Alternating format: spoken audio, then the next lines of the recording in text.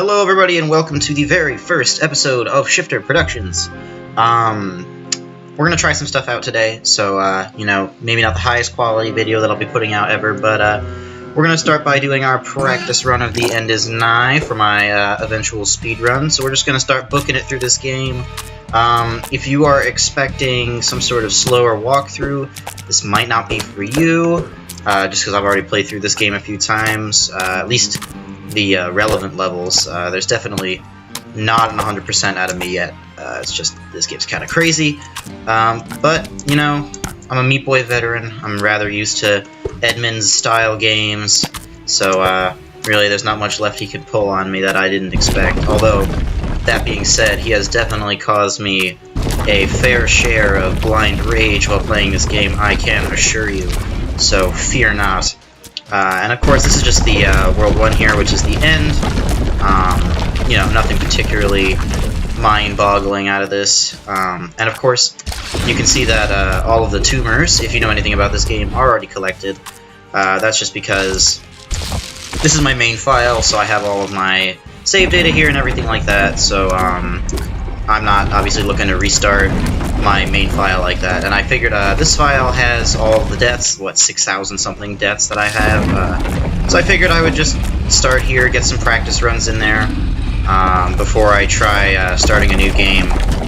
There are 2 achievements I'm trying to get with that speed run. I'm trying to get both the, the 200 deaths or less run, and the 2 hours or less completion. So that's it's a pretty tall order from Edmund, but that's what you'd expect, so, I don't know what to say. Oh boy, I forgot about this level. Yeah, I mean, it's definitely more manageable than some of those Meat Boy challenges. I don't know if any of you or any of you at all are familiar with that level, that achievement, which is, of course, to finish, oops, that's my first death, to finish some pretty beefy portions of the game without dying at all, which is a little bit ridiculous, but what can I say? That's Edmund in a nutshell. Nope. Close. But yeah, that's Edmund. He's a monster. But, I love his games. I love Binding of Isaac. I love Meat Boy. All of them really difficult, but definitely skill-based at the core, which is exactly what I'm looking for in a... Hey, yikes, that happened. Which is exactly what I'm looking for in a game, because I'm not looking for a game that, expects me to be, sitting there because it's cheap. So here we are already on World 2. That's pretty quick. I'm gonna play through World War 2 really fast. Just because I figure it's unfair to give you guys like a 3-minute video of me blowing through this. But yeah, so this is just kind of the, basic stuff going on here. Got your jumping. A big difference if you're familiar with Meat Boy but not familiar with The End Is Nigh. The game really focuses around ledges, whereas in Meat Boy you're more focused on wall jumping. This game really cares about corners, things like that. So you'll see it's a very different style of platforming, although the pixel-perfect expectations that are present in Meat Boy are still present in this game, so fear not, gamers that want challenge. For this game has exactly what you're looking for. Although I would say some of the hardest levels in Meat Boy, I've so far not found levels in this game that have outmatched that, but definitely some difficulty, which is exactly what I'm expecting from an Edmund game. Yeah, there's not much else to be said on that one. Oop, there we go. So yeah, we're just kind of blowing through these early levels. I'm definitely going to be struggling a little bit with some of the later levels, even though I did recently do a quick run through. But yeah, the probably the hardest part about these Light World levels is the tumors, which you won't probably see any of because I think I have either most or all of them, unfortunately. But the way that tumors work is they're basically usually positioned in a super disgusting location. Ooh, that happened. They're usually positioned in a really ugly spot, and it's basically so Edmund can laugh at you while you die a lot in a fairly easy level with a lot of, that's what I'm looking for. The challenge is in other parts of the level, to say the least. So, basically, you know, these levels look easy, but it's just because... Ooh, I died there. They look easy, but really they're much harder when you're trying to grab the tumor. For example, right above me is one of the tumors, which is just a nightmare. I can't quite get that. Nope, it's gonna be a death. This level's not the most friendly, but whatever. There we go. So we're already on 16. Let's see what I can do here. Oop, that's gonna be a death. So the 200 deaths is a little frightening, honestly. It's not my, ooh. Yeah, and I haven't gone through some of these earlier worlds just because they were, for the most part, fairly straightforward when I was playing them. The first time I just kind of used my Meat Boy know-how, and that pulled me through a lot of it without too much trouble. Oh, I forgot about that. That being said, I should really stop being cocky about this. Yeah, I'm probably, yep. That's what I get for being cocky, I guess. Oof. Alright, let's get out of here. That was, yeah. Well. Welcome to Edmund, ladies and gentlemen. And, I refer to that, of course, in the most affectionate fashion I can think of at the moment. It's just, you know, his expectations are high, and I am willing to deliver. Of course, this is only World 2, so things are moving nice and slow, easily managed. That wasn't so bad. Right, I gotta outrun this thing. Oh no. Alright. But yeah, so each world has sometimes 15, sometimes 20 levels. For example, the tumor is in the middle of this block, so just some stuff like that to make the game a little more difficult. Ooh. Right there. Died again. Let's see. That probably works. What? Yeah, there's a couple things. The game's been having a lot of patch note releases recently, and I think it's because of, yeah, things like that, where the ledge refuses to be grabbed. Like that. It's not a huge deal, but it's especially on levels like this, where there's a lot of moving platforms. It's more difficult than it needs to be. I mean, it's not ridiculous, so I kind of just manage, but it's definitely frustrating on some of the tougher levels when you're dealing with, you know, you think you have it, and then the platform suddenly just gives out on you. So yeah, this is World 3, this is the Overflow. I guess we can talk to this sassy skeleton. So, yeah, this is just, you know, you can talk to skeletons. There are some other characters that you'll find in secret areas. I don't know how that works entirely. I know that, here, let me go to the map to show the point. There are, you can see the little black dots are the regular tumors, so you see I've got all of the regular tumors, and the white circles indicate megatumors.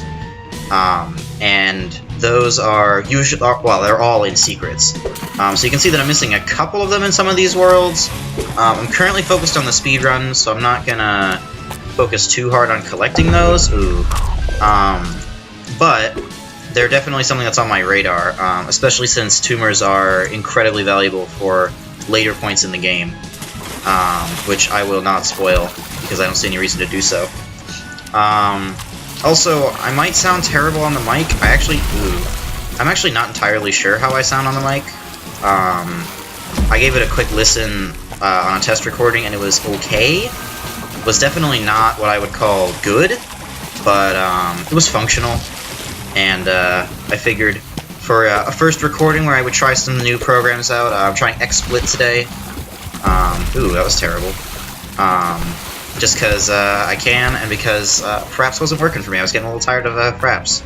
So I was in the mood to try something different. And I was, so far I'm pretty pleased. I like how it's a little more in-depth than Fraps is. Ooh, woof.